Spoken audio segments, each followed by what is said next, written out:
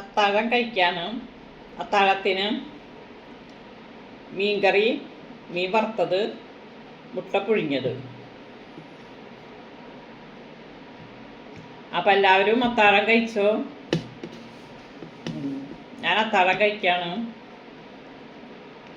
മീൻകറി കൂട്ടിയിട്ടാണ് അത്താഴം കഴിക്കുന്നത്.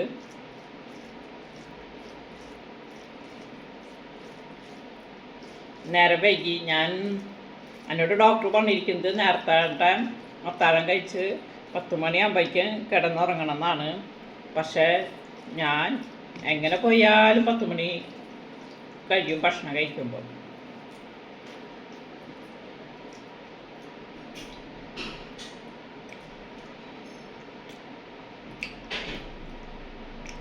നല്ല മീനാണ്.